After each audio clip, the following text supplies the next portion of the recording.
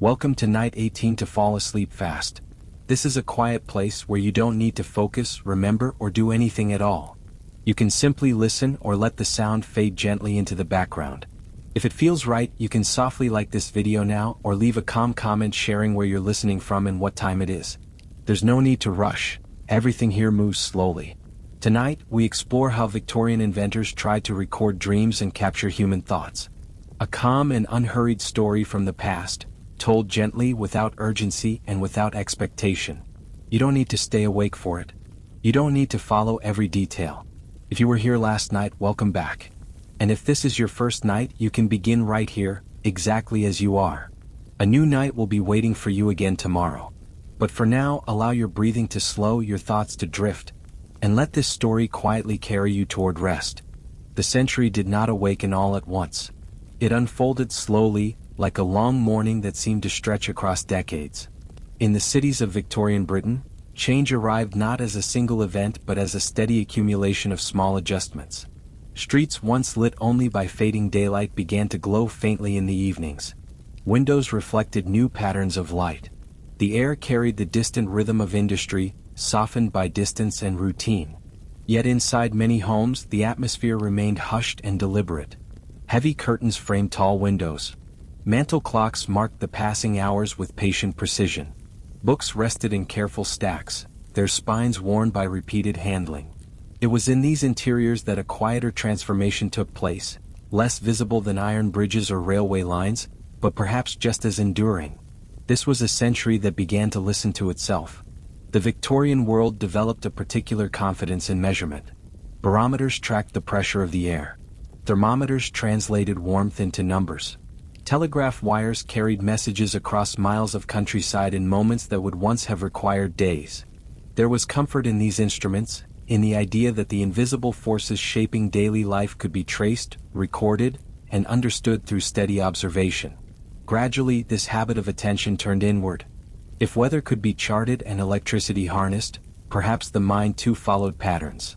Not in a dramatic or urgent sense, but in a manner consistent with the era's temperament. Careful, methodical, patient. The human interior was no longer regarded solely as a poetic mystery.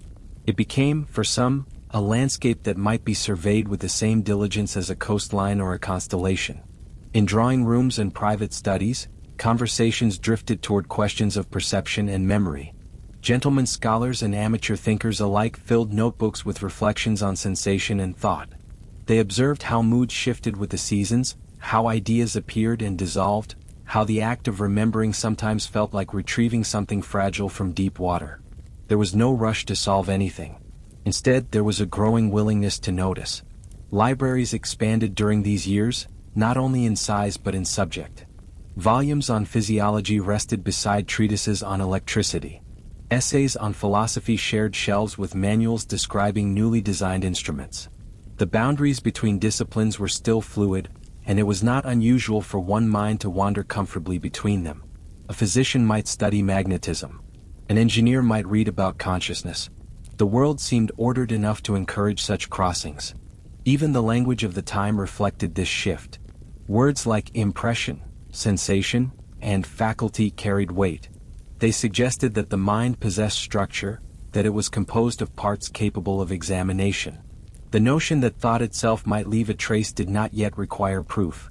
It simply lingered as a possibility within a culture increasingly accustomed to tracing things. Evenings in Victorian households often settled into a familiar rhythm. After supper, lamps were lit and chairs drawn closer to the hearth. Some read quietly. Others wrote letters or reviewed the day's notes.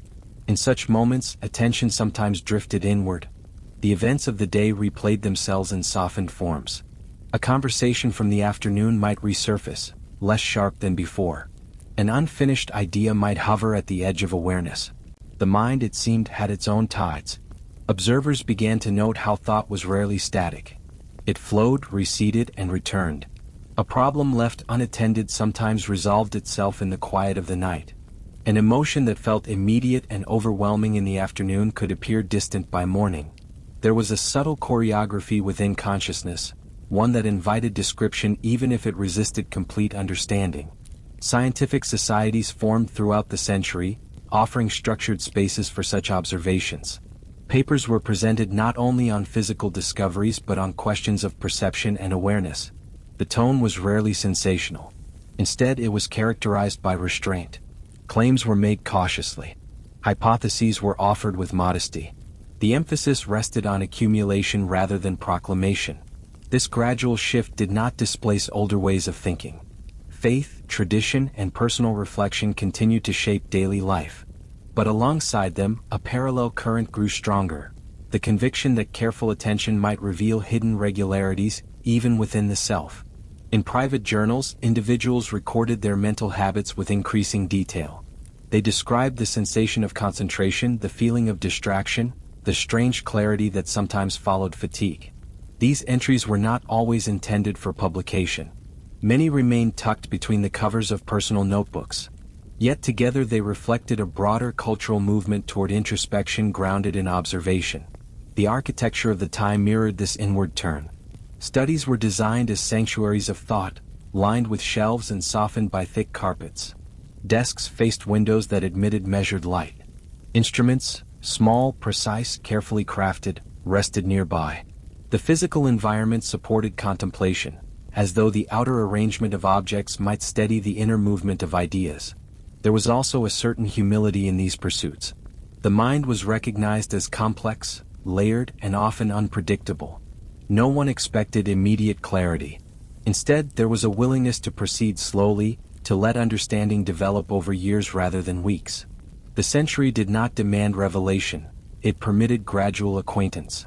Beyond Britain, similar currents stirred across Europe. Universities expanded their inquiries into physiology and psychology. Laboratories emerged where the senses themselves were tested under controlled conditions. Yet even in these more formal settings, the atmosphere retained a measure of quiet seriousness. The aim was not spectacle but comprehension. And so the idea began to settle gently into place, that the inner life might be approached with the same steady curiosity once reserved for the outer world. It was not yet clear how such an approach would unfold. There were no definitive instruments designed specifically for the task.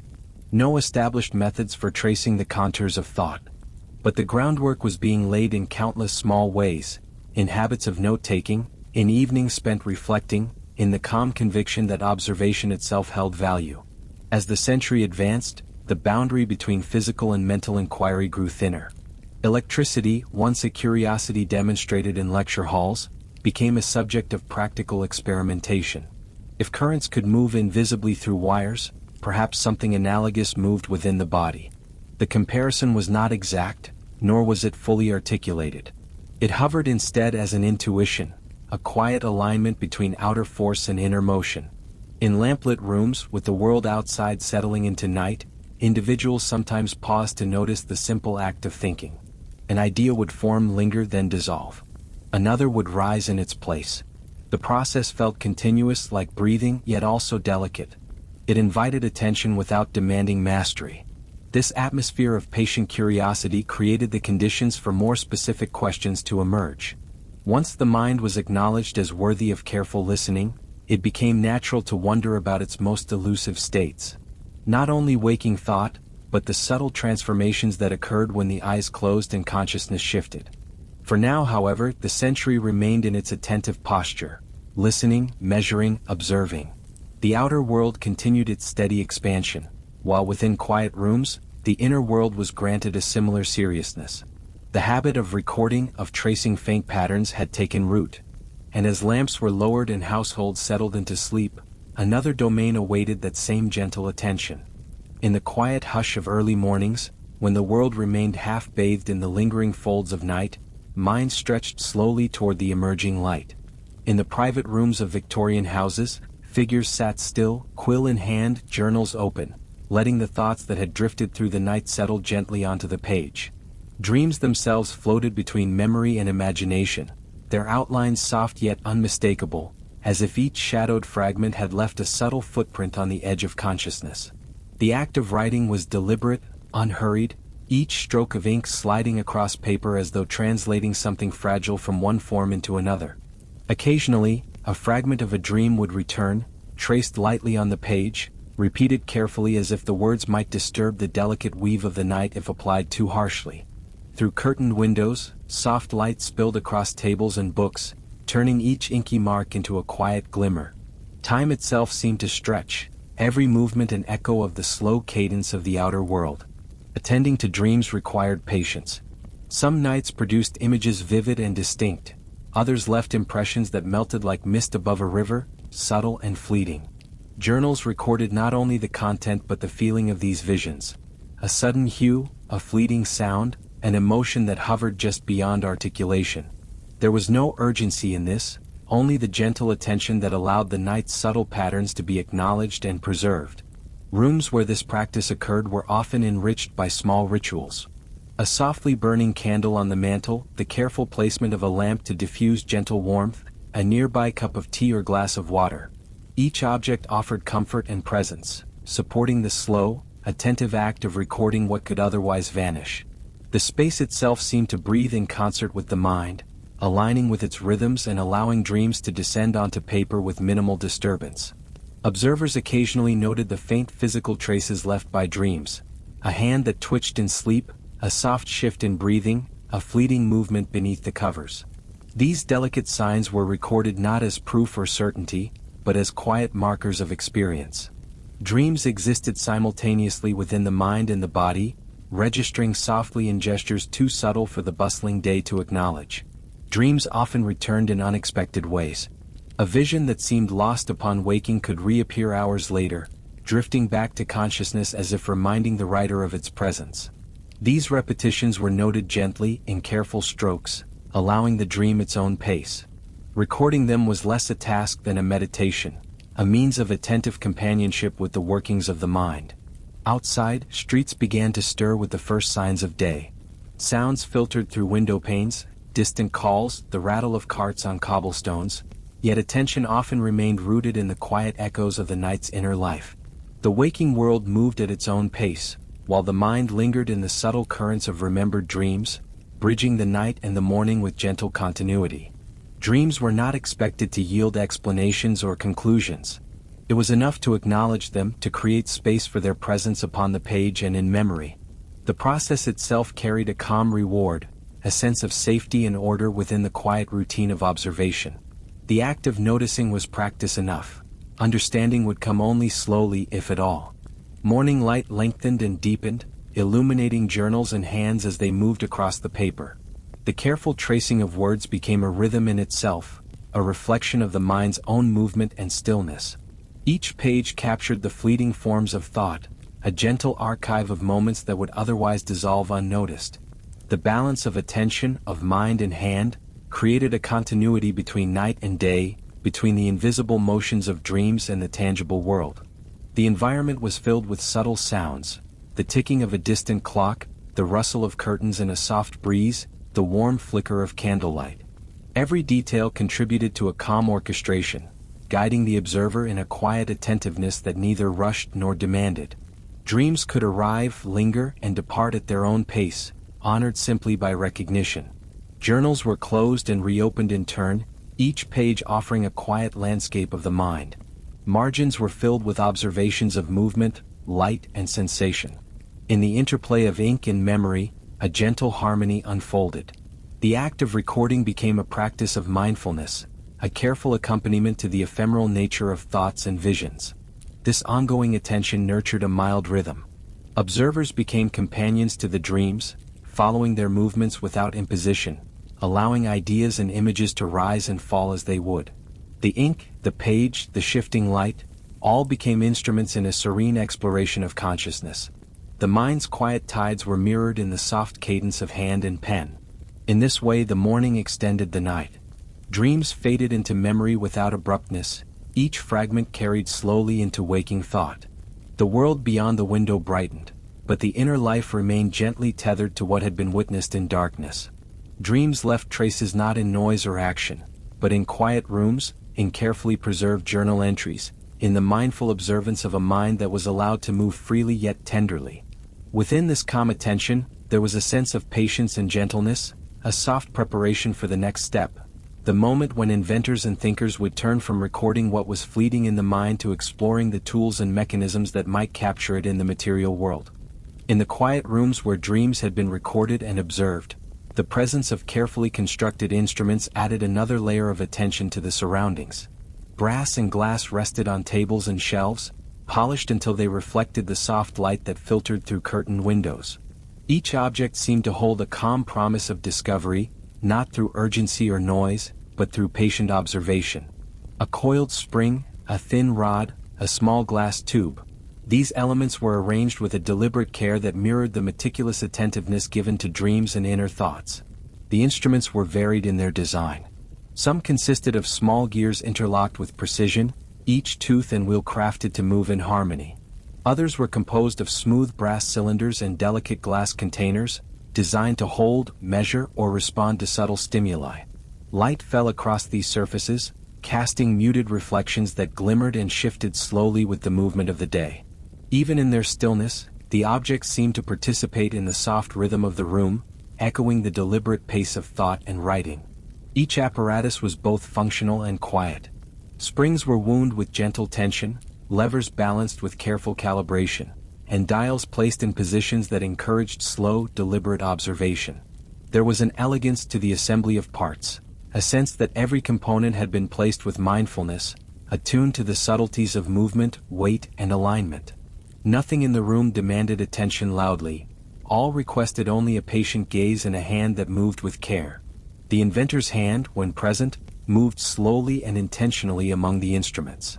Adjustments were made softly, the slight clicks of brass or the gentle hum of a moving wheel sounding almost musical in their discretion. The act of tending to the apparatus resembled the act of recording dreams, deliberate, unhurried, and fully aware of the space and the quiet that surrounded it. Light from windows and lamps traced along glass and metal, producing tiny patterns of reflection and shadow that shifted imperceptibly over time, as if the instruments themselves were quietly alive. Rooms that held these devices carried a calm order. Surfaces were clear of distraction, shelves were aligned, and instruments arranged to invite observation rather than hurried use. Dust motes floated in the streams of light, moving lazily, and even these tiny particles seemed to participate in the deliberate stillness of the environment. The space itself encouraged focus without pressure, an atmosphere where both mind and object could coexist in serene attentiveness. Some instruments were intended to respond to physical cues, minute shifts in weight or touch, subtle vibrations that the eye might otherwise miss. Others were more reflective, designed to show movement or change in small, gentle ways. Each device carried a silent suggestion that careful observation could reveal patterns, rhythms, or signs that were too quiet to notice without patient attention. The room became a space of gentle exploration, where the boundary between observation and reflection was thin, almost imperceptible. Even as the day moved slowly forward, the instruments maintained a calm presence. A tiny brass lever might tilt in response to a minimal pressure. A glass tube might catch light in a new angle, revealing minute variations previously unnoticed. These subtle changes were not dramatic, but they provided the mind with a soft focus, a way of engaging with something tangible while remaining in tune with the delicate, intangible flow of thought and dream. Observers moved among the objects as if performing a slow dance, hands brushing lightly over surfaces, eyes tracing the quiet mechanics, noting the intricate relationships between parts without hurry or expectation. The craftsmanship of these instruments spoke to the values of the age. Precision, patience, and observation were woven into every element. The smooth turn of a wheel, the faint shimmer of a polished brass plate, the careful balance of a lever, all encouraged a rhythm of mind that echoed the still attentiveness given to dreams and inner reflection. Each apparatus became a companion to the thoughtful mind, a silent partner in the act of watching and recording, linking the abstract world of consciousness with the physical reality of material creation. As sunlight shifted through the room, shadows lengthened across tables lined with brass, glass, and small mechanical components. Each instrument held its place like a quiet sentinel, and yet within their stillness, there was an invitation to notice, to attend, to trace subtle movements. Observers could pause over a single gear, lean closer to study a glass cylinder, or simply let their eyes drift across the assemblage, absorbing its order and harmony in slow, mindful observation. The act of tending to instruments was itself a practice of patience. Adjusting, winding, observing, each motion deliberate, measured. There was no rush, no urgency, only the rhythm of a hand moving with care and a mind attuned to the gentle play of metal and glass. This atmosphere mirrored the slow recording of dreams, where each observation, each faint movement or reflection, contributed to a growing awareness that was subtle, serene, and unforced. In this environment, it became possible to imagine the mind as a delicate system, responding to slight impulses and small variations, much like the instruments themselves. Even without overtly measuring thought, the gentle presence of these objects suggested that observation, quiet, patient, and attentive, could reveal truths too subtle for direct explanation. The line between what was observed in the outer world and what was noticed in the inner world blurred gently, forming a bridge from the tangible to the abstract. As the morning light softened and shifted across polished brass and clear glass, the room offered a space for calm reflection. Hands could trace curves of levers, follow the smooth lines of cylinders, or pause over a slowly turning cog. The instruments held no hurry, demanded no response, and yet quietly encouraged observation, inviting the mind to continue its gentle study, bridging dreams, thought, and physical presence. The quiet rhythm of these rooms and objects prepared the mind for the next consideration, the ways in which inventors would attempt to trace the invisible currents of thought itself, moving from contemplation and observation into experiments that sought to measure, record, and understand the subtle movements of the mind. In softly lit rooms, where the polished brass and glass instruments rested patiently on their tables, another layer of attention emerged, the careful study of thought itself. Observers approached their work with quiet fascination, noting subtle changes in posture, the gentle flutter of eyelids, and the slow cadence of breathing. Each movement seemed to carry information about the mind's hidden currents, a whisper of something too delicate to grasp fully, yet perceptible to those who moved slowly and watched patiently. The instruments were no longer mere objects. They were companions in the act of tracing the invisible patterns of consciousness. Sheets of paper, journals, and sketches were arranged beside the devices, recording impressions that could not be measured by ordinary means. Curves and lines traced the imagined paths of ideas, little diagrams suggesting motions of thought that might never be fully understood. The process was deliberate, unhurried, almost meditative as observers allowed themselves to follow the gentle rhythms of attention. Sunlight filtered softly through tall windows, casting elongated shadows across the surfaces, giving even the faintest movements a slow, steady presence. Hands moved with careful precision, adjusting instruments to better capture subtle responses, tilting glass cylinders or gently nudging small levers. Observers paused often, letting the apparatus settle, noting how a spring responded to the slightest touch or a pendulum swing altered with the subtlest pressure. There was no rush in these actions, no urgency to produce immediate results. Time itself seemed to stretch within the room, each hour carrying the quiet rhythm of observation and reflection, a rhythm that mirrored the gentle unfolding of thought. The study of mental processes was not confined to the devices alone. Observers traced the arcs of gestures, the slight tension in fingers, the soft unfolding of expression across faces that were rarely present but often imagined in sketches. Each subtle sign was recorded with patience and care, contributing to a growing sense of pattern without ever forcing clarity. Even as the day advanced, the attention remained slow, careful, and unhurried, preserving the calm atmosphere necessary to perceive what was ordinarily unseen. Instruments responded to these attentions with delicate movements. Springs compressed, levers shifted, and small wheels turned in subtle synchrony. The mechanical world and the mental world seemed to mirror each other, each small adjustment reflecting a movement in the other. Observers noted these correspondences softly, letting them linger in mind rather than analyzing them rigorously. The act of watching became an exercise in patience, a way of tuning perception to the quiet nuances of thought and feeling. Light played across the surfaces of the room, touching brass and glass with gentle warmth.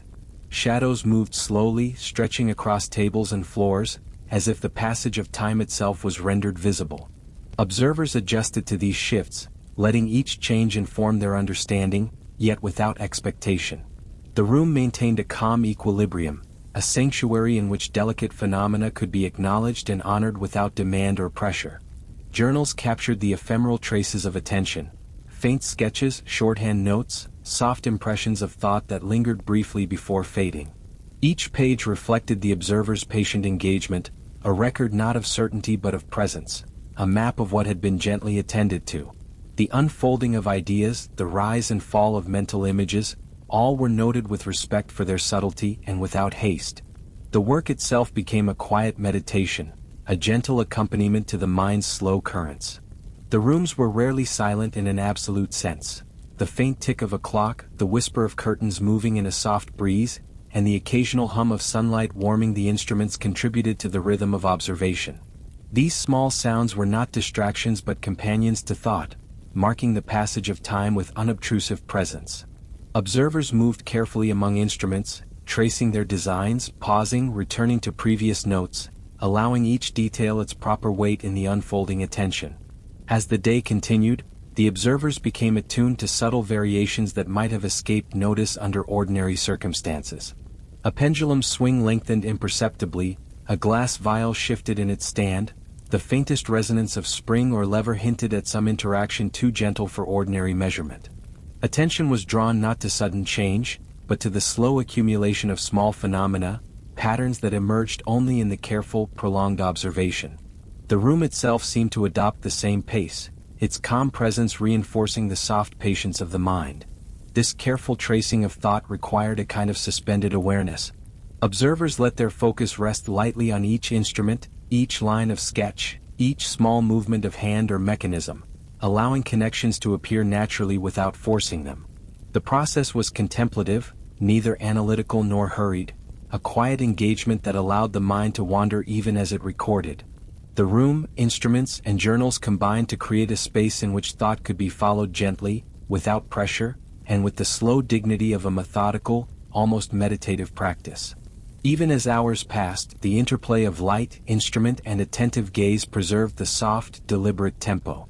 Shadows deepened, reflections shifted, and tiny movements in brass and glass were noted with patience.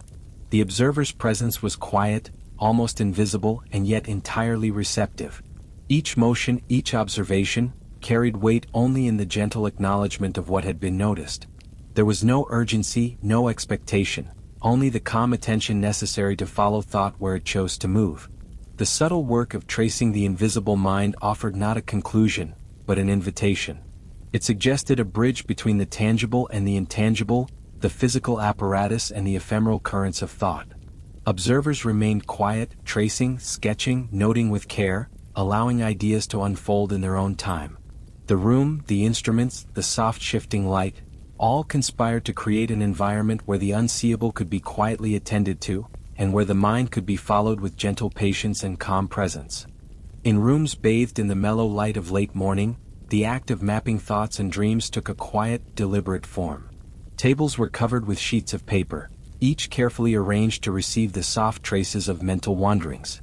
Lines were drawn, circles carefully traced, and small annotations made in delicate script, all without hurry or tension. Observers approached this work with a sense of gentle patience, aware that each movement of ink was a bridge between fleeting thoughts and something slightly more tangible, a record of the mind's subtle wanderings. The process of mapping was often quiet and almost meditative. A pencil might hover above a sheet for a long moment, the hand poised to follow an imagined path that the mind had just traversed. There was no rush, only the slow unfolding of ideas that, while ephemeral, deserved the attention of careful recording.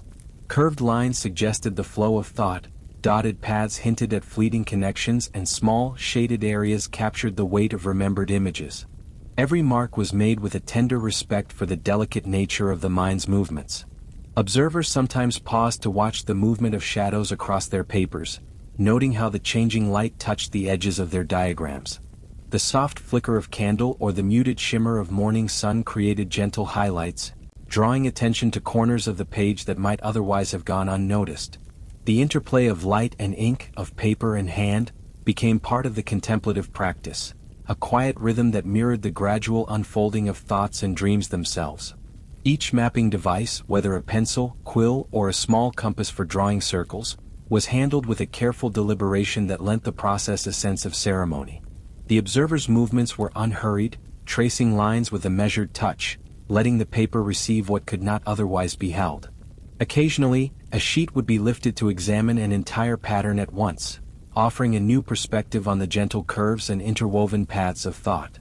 The maps were not diagrams of certainty, they were invitations to notice, to follow, and to dwell softly in the shapes that the mind made when left to its own quiet devices. Sometimes the sketches were supplemented with small, carefully drawn symbols, not as definitive labels, but as subtle markers of the emotional tone or texture of a memory.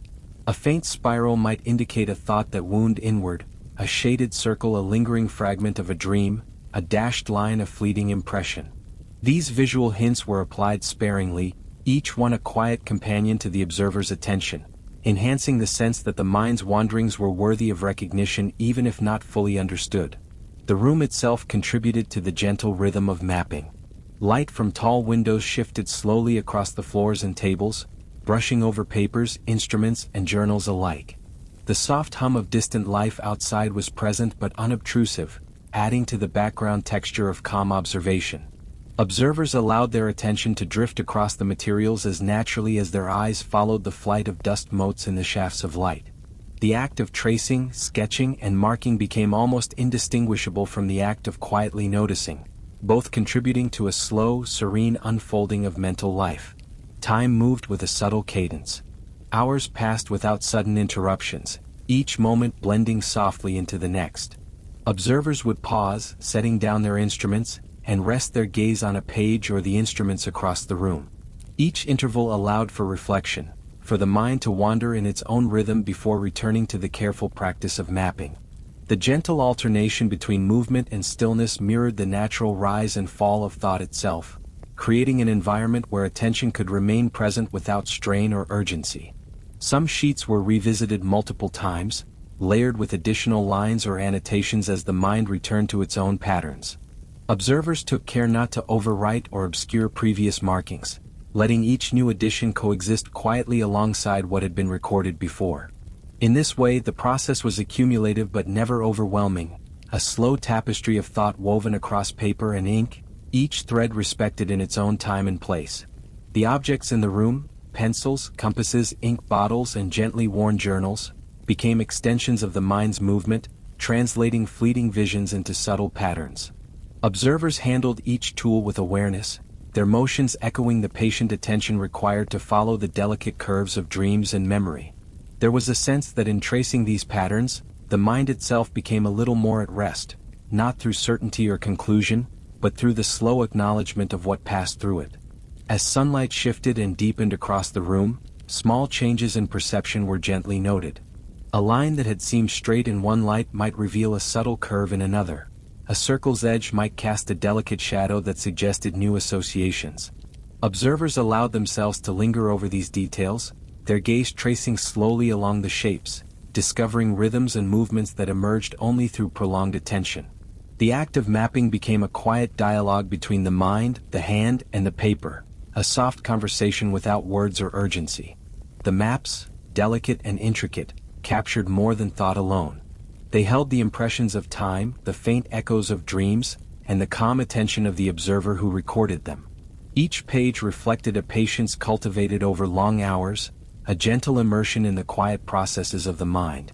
There was no need for explanation, no expectation of insight, only the slow, attentive act of noticing, of holding in soft focus what might otherwise vanish without trace.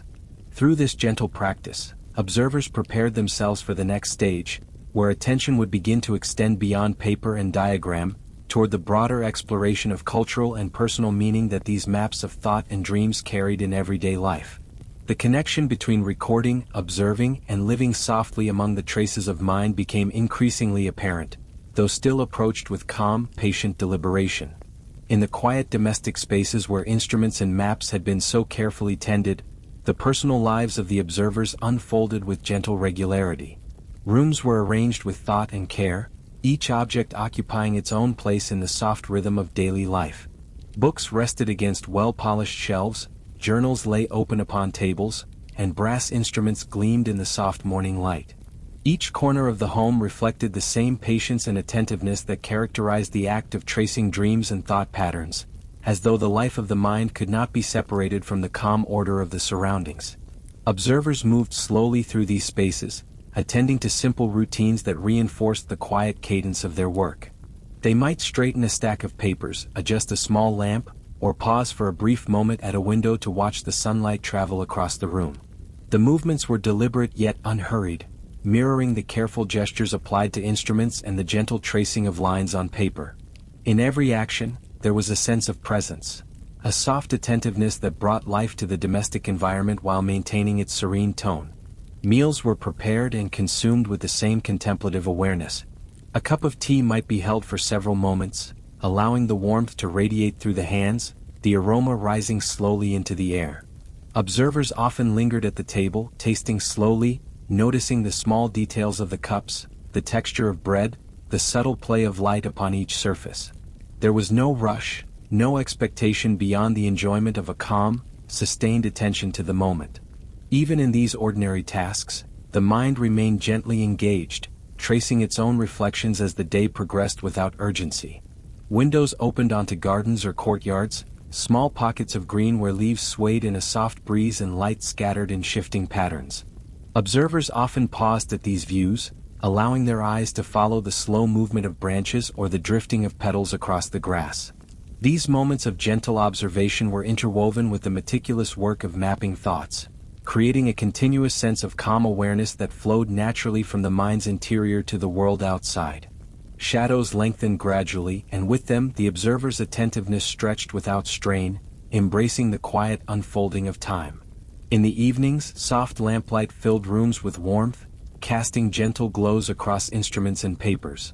The light seemed to encourage reflection, softening edges and highlighting textures without urgency. Observers moved slowly through the room, tending to the delicate balance of objects, aligning brass instruments, smoothing the surfaces of papers, or adjusting a small pendulum so that it swung evenly. The repeated, patient motions became a form of gentle meditation, connecting the rhythms of personal care with the rhythms of thought and observation. Even the simplest act of placing a journal on a shelf carried the same quiet deliberation as sketching a map of dreams. Letters and correspondence also played a part in these personal spaces. Observers occasionally composed notes with careful hands, the ink flowing softly across the page in deliberate, measured strokes. Each letter was a quiet exchange, a gentle bridge between the observer and friends or colleagues, connecting lives without intrusion or excitement. The act of writing, like the act of mapping or adjusting an instrument, was infused with calm awareness, the pace unhurried, the purpose subtle, existing for its own quiet continuity rather than for any immediate effect. Throughout the rooms, small details were noticed and recorded in mind as part of the daily rhythm. The way sunlight touched a table at a certain hour, the movement of shadows across the floor, the faint creak of a door or the soft rustle of paper, all were observed without urgency. These details became part of a larger, almost imperceptible narrative that connected the observer's personal life to their work. Nothing demanded attention with force. Instead, each moment offered itself gently, waiting to be received with calm presence. Even the arrangements of furniture and instruments suggested thoughtfulness and care. Chairs were placed to catch the best light, tables positioned for the ease of drawing or sketching, shelves arranged to provide quick access to journals or instruments. The home became an extension of the mind's practice, a living space that nurtured the slow, reflective attention applied to both internal and external observations. Each object, each surface, seemed to carry a quiet invitation to pause, notice, and move with deliberation. Daily routines intertwined seamlessly with the act of observation. Morning light guided the rhythm of rising, soft meals encouraged mindful consumption, and afternoons were spent quietly at desks or tables, sketching, adjusting instruments, or tracing faint lines in journals.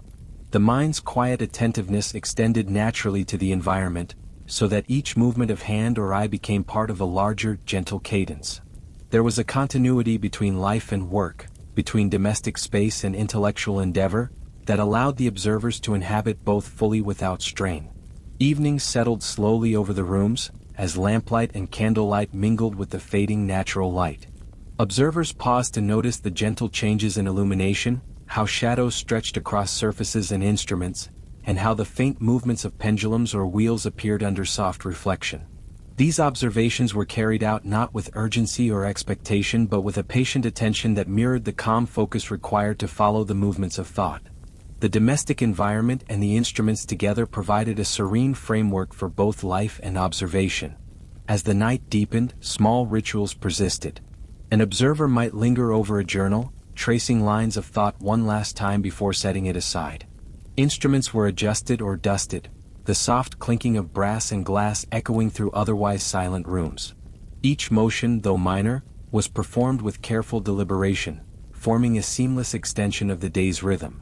Attention moved quietly from one object to another, from thought to hand, creating an enveloping calm that carried both mind and body gently into the slower pace of night. These quiet domestic spaces, with their careful routines and gentle attention to detail, created a harmony that connected inner reflection with outer environment. Observers lived within their work, but without force or urgency, allowing thought, observation, and personal life to exist in a continuous, soft rhythm. It was a life of gentle patience, where every movement and every moment was quietly attended, yet never pressed into service beyond its own calm unfolding. The rhythm of personal life, entwined with the attentive observation of mind and instrument, prepared the observer to consider the broader context in which their work was shared and discussed.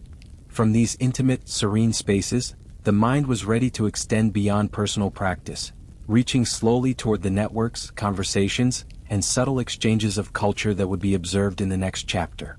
In the quiet parlors and softly lit libraries where ideas moved gently between visitors, the cultural circles of Victorian observers unfolded with understated elegance. Chairs were arranged in informal clusters, the worn cushions supporting bodies inclined toward careful listening. Shelves lined with leather-bound books cast muted shadows, their spines reflecting the warm flicker of lamplight. Observers entered these spaces slowly, settling into the familiar rhythm of quiet exchange, aware that each conversation, however subtle, was a continuation of the calm attention practiced in their private rooms. Ideas were shared with a deliberate gentleness, words spoken in soft tones so that every listener could absorb the subtle textures of thought. Observers listened as much as they spoke, letting pauses linger long enough for reflection. Notes were occasionally passed between hands, simple sketches or diagrams extending the conversation beyond the spoken word. Every motion was careful, each gesture unhurried, forming a slow, almost meditative flow of communication. The emphasis was not on persuasion or debate, but on the quiet acknowledgement of shared attention. The atmosphere carried the rhythm of soft observation. A candle flickered gently on a side table, its light dancing across polished wood and paper, accentuating the contours of each object without demanding notice. The subtle scent of ink and parchment mingled with the faint warmth of the room, creating an environment in which thought could drift and settle without haste.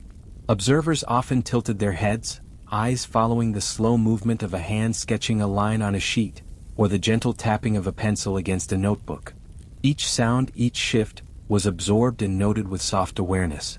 Visitors to these circles moved slowly, as if in deference to the unhurried pace of thought. A coat might be adjusted, a chair slightly repositioned, or a journal lifted to catch the light just so. Each adjustment was made with gentle care, supporting the calm exchange of ideas rather than interrupting it. Occasionally, someone traced a delicate line of thought across paper, offering a visual reflection of the conversation that was as subtle and temporary as the flicker of lamplight. In this, observation, communication, and quiet creativity existed as a single flowing rhythm. There was no urgency to fill the room with words or to demonstrate insight. Conversations ebbed and flowed naturally, with long silences as welcome as speech. Observers absorbed the presence of others as much as the ideas themselves, allowing the quiet interplay of attention to form a gentle undercurrent to the discussion.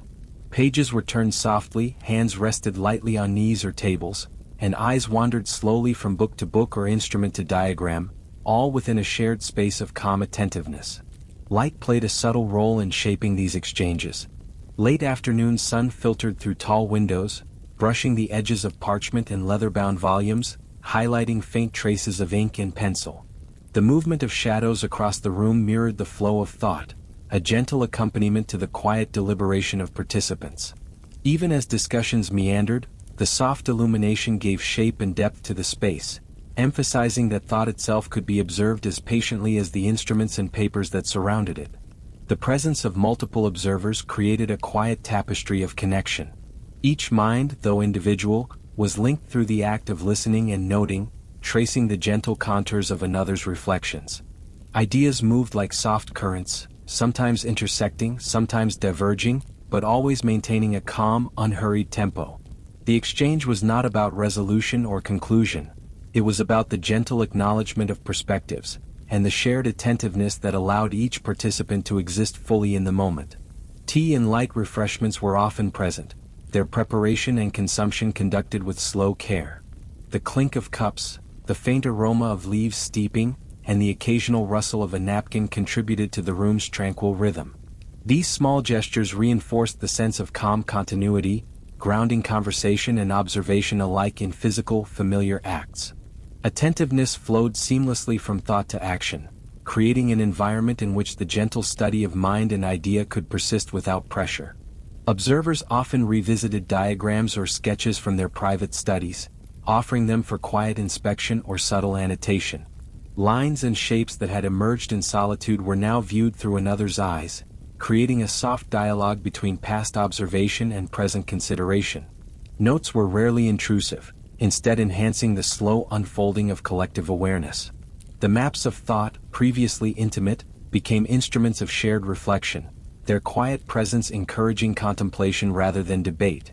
Evening gradually descended over these spaces, deepening shadows and softening edges. Participants shifted slightly in their seats, leaning toward a table to adjust a lamp or turn a page. The dimming light encouraged slower, more reflective movement, and the murmurs of conversation became softer still. Each gesture, each movement of pencil or hand, reinforced the calm, contemplative atmosphere, blending personal reflection with collective attentiveness. The cultural circle existed as a gentle extension of the observer's private spaces, preserving the continuity of quiet attention amid social interaction. As the night matured, observers allowed ideas and impressions to settle. Notes were gathered, sketches aligned neatly, and instruments returned to their resting places. The room itself seemed to breathe slowly, accommodating the soft passage of thought and reflection. Participants remained aware of each other with subtle attentiveness, their presence reinforcing the tranquil cadence that had been established from the start. Every movement, every quiet adjustment, was a continuation of the rhythm cultivated in earlier private practice, now shared gently among peers. In these soft exchanges, the observers cultivated a delicate balance between presence and reflection. Ideas circulated without urgency, and observation extended from self to others and back again, creating a gentle network of awareness. The pace of conversation, the rhythm of attention, and the slow unfolding of thought mirrored the quiet attention to instruments, diagrams, and personal spaces. Each participant became a living part of a calm continuum, where ideas could flow, linger, and fade in a peaceful, measured tempo. From the gentle interactions of cultural circles, the observers were gradually led toward practical explorations of their hypotheses and the further unfolding of experiments that sought to capture traces of thought. The soft rhythm of discussion and shared reflection provided the foundation for the meticulous attention required in these subsequent activities, a calm prelude to the careful recording and measurement that would follow. In the subdued light of their private laboratories and study rooms, the observers arranged instruments and delicate apparatus with quiet attention. Each piece was positioned with care, brass and glass gleaming softly as candles flickered against polished surfaces. The rooms were still, filled with an almost imperceptible hum of thought, as if the air itself were waiting to receive the impressions of the mind. Tables were covered with sheets of paper, faint sketches, and gentle marks, the traces of prior experiments lingering like whispers of presence. Every movement was deliberate and slow, as if the very act of placing an object demanded a patient acknowledgement of its significance. Observers approached their work with careful ritual. Small adjustments to instruments were made with fingers that trembled neither from haste nor anticipation but from the soft attentiveness cultivated over many hours of quiet study. Lenses were aligned, pendulums set into gentle motion, and paper arranged for the capture of subtle movements or impressions. Each action was performed without urgency, a rhythm emerging from the patient, deliberate care given to both tools and environment. The observer's attention, cultivated over years of reflection and quiet practice, extended seamlessly into the handling of each delicate instrument. The atmosphere was suffused with soft light and muted colors. Candle flames glimmered on polished brass, casting shadows that stretched and curved across tables, walls, and floors. Occasionally, a sliver of moonlight entered through tall windows, pooling over delicate papers and glass tubes, emphasizing their textures without intrusion. Observers paused to notice these quiet details, adjusting small instruments in response, allowing light and shadow to guide the subtle calibrations required for their work. Every glance, every adjustment, moved at the pace of quiet contemplation. Small sounds punctuated the stillness: a pencil marking a sheet, the gentle tick of a pendulum, the soft clink of glass as a tube was shifted slightly. These were not interruptions but part of a rhythm, a slow cadence that carried the mind from one observation to another. Observers often paused mid-task, allowing their thoughts to drift with the patterns of motion, tracing the faint impressions of ideas and dreams as they manifested in delicate lines or subtle movements. Each pause was as deliberate as the careful motion itself, creating a flowing, undemanding rhythm of attention. Measurements were made with patient exactitude. Observers watched the gentle sway of small instruments designed to respond to minute changes, noting movements with soft eyes and steady hands. No conclusion was sought in these quiet recordings. Rather, each observation was treated as a fleeting impression, a momentary trace of the intangible mind. Pages of notebooks slowly filled with sketches, lines, and subtle annotations, forming a tapestry of patient, unhurried engagement with phenomena that were as elusive as they were quiet. Observers often repeated the same motions over extended periods, not from insistence or urgency, but from the slow unfolding of time and the gentle persistence of attention. A pendulum might swing for hours, ink might trace the faintest lines across paper, and the observer's gaze would follow each subtle motion, noting patterns without expectation. The room, lit by soft lamplight and occasional moonbeams, seemed to breathe in synchrony with these movements, a silent partner in the calm exploration of thought and mental states. Evening shadows deepened slowly across the surfaces, and instruments reflected dim pools of light, emphasizing their form and function without harshness. Observers adjusted fine details, ensuring that each element was aligned, balanced, and receptive to the soft impressions they sought to capture. Fingers moved with the same gentle attentiveness as in prior domestic routines and cultural gatherings, translating patience into practice. Time seemed to stretch, unmeasured, allowing each observation to unfold in its own quiet tempo. Small notebooks were frequently consulted, previous notes reviewed with the same care as new experiments were arranged. Lines of thought traced in solitude were now cross-referenced gently, annotations made in soft strokes, the accumulation of quiet observations forming a subtle dialogue between the present moment and the lingering impressions of the past. The act of recording, like the act of observation, was slow, deliberate, and unobtrusive, a meditation of the mind rather than a pursuit of resolution. Light and shadow continued to play across instruments, papers, and observers alike. The flicker of a candle brought attention to delicate gears, the soft sway of a pendulum drew the eye, and the gentle motion of a hand sketching lines on paper echoed the rhythm of the observer's own breath. Each element reinforced the calm continuity of the space, where the act of careful observation was indistinguishable from the serene presence required to maintain it. Thought, instrument, and room moved together in harmonious, measured silence. Observers occasionally leaned back, allowing the patterns of movement and the soft impressions of instruments to unfold before them. Eyes traced subtle motions, fingers hovered near delicate devices, and the mind absorbed minute fluctuations without urgency. In these quiet intervals, observation was both active and passive, a gentle attentiveness that did not demand understanding or immediate synthesis. The environment itself seemed to encourage this duality, a sanctuary where mental states could be observed, recorded, and noted without intrusion or haste. The rhythm of experiment and observation continued into the deeper hours of night. Instruments were adjusted, pages turned, and pens moved with faint precision, each gesture harmonizing with the soft illumination and muted textures of the room. The delicate care of each movement mirrored the attention previously given to domestic spaces and social circles, carrying forward a continuity of gentle focus that linked every aspect of the observer's life. Each motion, though minor, reinforced a calm, pervasive attentiveness, flowing naturally from past routines into the present practice. In this slow unfolding, observers remained attuned to the faintest traces of the mind's activity. Patterns emerged subtly, sometimes imperceptibly, and were noted in quiet, unhurried detail. Observers allowed themselves to linger over these ephemeral impressions, neither demanding clarity nor pressing for conclusions. The room, the instruments, and the notes became a continuous, gentle framework for awareness, supporting the patient tracing of thoughts and the quiet recording of mental states. As the night progressed, observers gradually completed one cycle of experiment, allowing results to settle onto paper and instruments to rest in their proper positions. Yet the mind remained lightly attentive, poised to continue if necessary, or simply to linger in reflection. The rhythm of observation, measurement, and recording was slow, deliberate, and calm, a seamless extension of the serene attention cultivated in every preceding space and gathering. Each subtle motion, each faint trace, carried the mind forward into the next quiet interval of reflection, anticipation, and gentle awareness. As the instruments settled into their places and the soft glow of candlelight lingered across tables and papers, the observers allowed their thoughts to drift inward, turning attention toward the delicate landscape of their own minds. They traced the contours of fleeting dreams, the faint impressions of ideas that had passed through the night, and the subtle echoes of mental states that had been captured on paper and in brass mechanisms.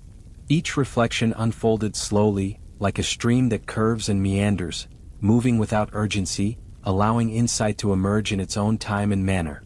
Quietly they observed the gentle interweaving of memory and imagination, noting how one thought softly led to another, how a fragment of a dream might suggest a faint connection to a recent experiment, or how the rhythm of the day's earlier observations subtly colored their inner reflections. The observers made no demand for understanding, no expectation for clarity. Instead, they allowed themselves to linger in the calm, unhurried flow of consciousness. A page, a pencil mark, or a faint sketch on the corner of a notebook became companions in this introspective rhythm, as familiar and unintrusive as the steady flicker of a flame. Their awareness extended outward as well, encompassing the quiet room in which they sat. Shadows lengthened slowly across the polished surfaces of tables, softly tracing the edges of journals and instruments. The subtle warmth of lamplight and the faint scent of ink and wood created a gentle sensory backdrop, reinforcing the slow, meditative pace of contemplation. Even the soft creak of floorboards or the faint murmur of wind against windows became part of the tapestry, weaving ambient awareness with personal reflection. Thoughts and impressions moved at a measured pace. A recollection of a conversation in a cultural circle might arise and fade, leaving behind only a faint echo of its rhythm. An image from a dream could be recalled with gentle attention, traced in imagination, and then released, leaving space for new reflections to surface.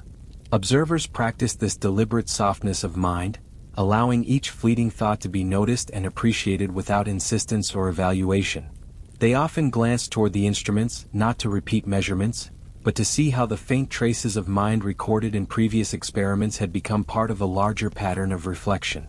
The brass and glass that had responded to subtle gestures and movements now rested silently, their presence a quiet reminder of the patient, unhurried work that had preceded this inner turning. The observer's awareness circled between the tangible and the intangible, between the meticulous notes of experiments and the gentle stirrings of memory and imagination. Journals were opened with care, pages turning softly as thoughts were inscribed with delicate handwriting. Sketches from prior nights were revisited, lines traced with fingers that moved slowly, as if absorbing the meaning of each curve and mark without need for interpretation. These motions were both practical and contemplative, uniting the physical act of writing with the quiet unfolding of inner reflection. Every movement, every soft brush of pencil against paper, reinforced the rhythm of slow, patient attention. Dream fragments were considered like soft melodies, recurring patterns noticed and allowed to pass without effort. Observers did not strive to capture their entirety but rather to acknowledge their presence, to honor the gentle impressions they left on the mind. Faint recollections of sunlight through a window, the muted hum of a distant carriage, or the quiet turning of pages became woven into these reflections, creating a tapestry of sensory and mental awareness that was as calm as it was intricate. Even as night deepened, observers permitted themselves to linger in this introspective state. They allowed thoughts to arise and fade in the same measured cadence as the subtle motions of their instruments, the slow flicker of lamplight, and the gentle sway of shadows across walls and tables. The mind became a landscape of soft undulations, with ideas and impressions moving like clouds across a pale sky, unhurried and unobtrusive. In this stillness, connections between observations, dreams, and fleeting thoughts appeared as faint patterns rather than conclusions. Observers followed these patterns with calm curiosity, tracing them with soft attention, appreciating their presence without interference. The act of reflection became an extension of the same careful patience that had guided experiments and social exchanges, a continuation of a gentle rhythm that allowed mind and environment to coexist in quiet harmony. Slowly, the external world mirrored the internal calm. Shadows deepened into soft darkness, candle flames diminished to subtle glows, and the room itself seemed to exhale, accommodating the mind's gentle wandering. Observers shifted slightly in their chairs, adjusted the placement of notes, and traced lines on paper with steady, careful fingers, all without urgency. Time stretched, unmeasured and gentle, providing a serene frame for reflection, allowing thoughts and dreams to drift softly alongside the observer's attention. Every breath, every subtle movement contributed to a rhythm that was both inward and outward, inward toward the landscapes of thought and dream, and outward toward the still, quiet environment that contained them. Observers allowed the mind's impressions to settle lightly, noticing but not holding, allowing the gentle unfolding of consciousness to continue without interference. In this way, reflection became a calm companion, quietly illuminating the mind's contours and tracing the faint patterns left by night and experience. As this introspective rhythm persisted, observers found themselves poised at the threshold of stillness, the mind's activity slowing in accordance with the deepening quiet. Thoughts and dreams drifted more lightly, impressions left behind as soft echoes. Each lingering reflection, each quiet awareness, paved the way for the gentle closure of the evening, preparing both mind and body for the soft fading into rest that would follow in the final hours of the night. The room, once softly illuminated with the glow of candles and the subtle shimmer of moonlight on brass instruments, had begun to settle into a gentle quiet. Shadows stretched across the wooden floors, elongating with the gradual tilt of the night, and the faint draft through tall windows carried with it the soft, whispered motions of the outside world. The observers, now resting their attention from instruments and pages alike, allowed their gaze to drift slowly across the room, noting the delicate textures of paper, the muted gleam of metal, and the stillness that had quietly accumulated in every corner. Each surface, each object, seemed to exhale alongside them, lending its own calm to the larger rhythm of the night. The faint sounds of evening, a distant footfall along a cobbled street, the soft rustle of leaves pressed against windows, the occasional whisper of wind, blended into a continuous, unobtrusive hum. Observers noted these sounds not with effort but with a casual awareness, allowing them to drift in and out of consciousness as naturally as the rise and fall of breath. The subtle creak of floorboards under gentle movement, the soft scratching of pen on paper as one final note was inscribed, became companions in the unfolding stillness. Time itself felt unmeasured, stretching seamlessly between moments, allowing each instant to linger with quiet persistence. Light, now dim to almost imperceptible pools, illuminated only the essentials: the gentle curve of a candlestick, the faint shadow across a page, the soft reflection from a glass tube. Observers adjusted nothing, for all was already in its calm place. Even the instruments, once central to careful observation, rested as if content to simply exist in patient stillness. The room became a sanctuary of soft textures, muted hues and flowing shadows, where attention could drift without direction or demand, floating freely like smoke in the quiet air. The observers moved slowly, deliberately, in a rhythm of minimal effort. A hand might reach to straighten a notebook, a gaze linger on the delicate pattern of light through a window, and then retreat, leaving the action incomplete, unfinished, yet perfectly aligned with the quiet pace of the evening. Each movement, no matter how small, contributed to a pervasive sense of calm, reinforcing the gentle contraction of activity as the night deepened and the space surrendered fully to silence. Outside, the faint murmur of the world carried in intermittent whispers, blending with the soft, steady breathing of those inside.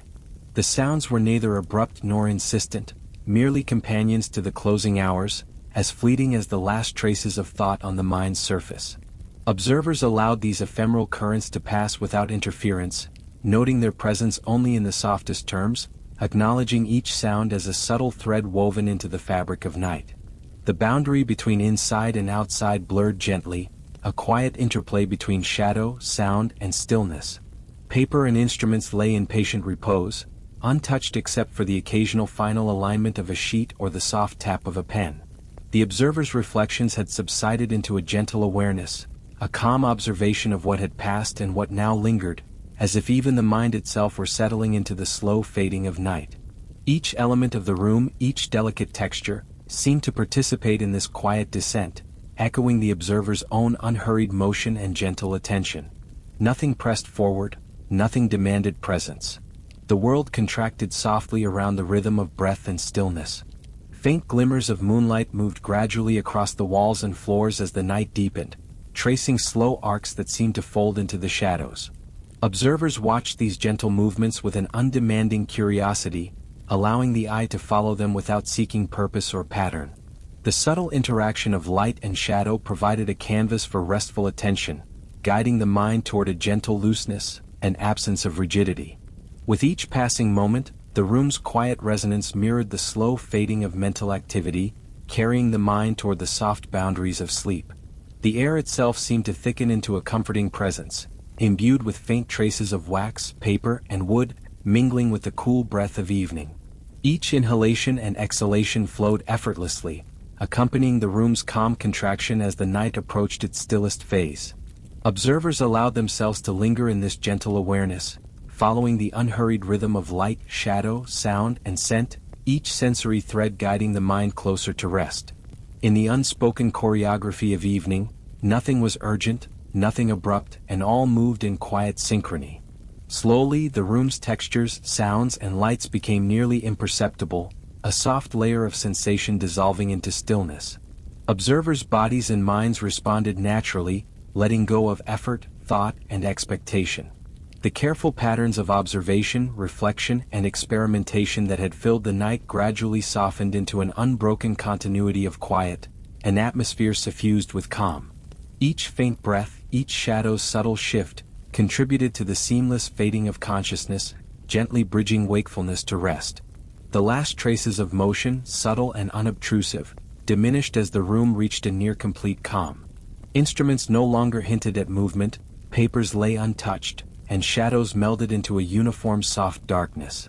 Observers, now fully surrendered to the gentle flow of night, experienced a slow unspooling of time, a serene contraction of attention, and a quiet acceptance of stillness.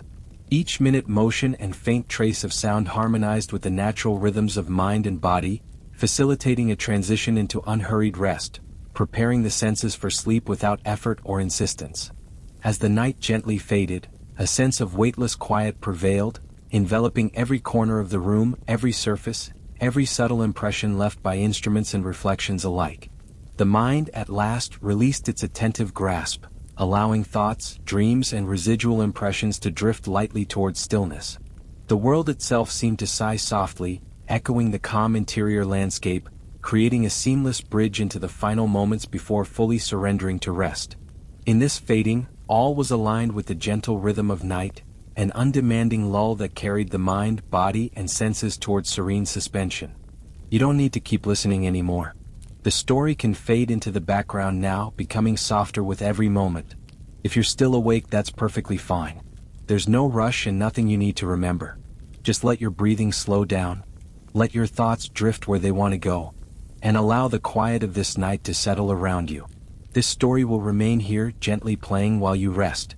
Tomorrow night, a new night will be waiting for you, and it's one you won't want to miss. And if sleep hasn't arrived just yet, you can quietly return to one of the previous nights, and let those stories guide you instead. For now, sleep well.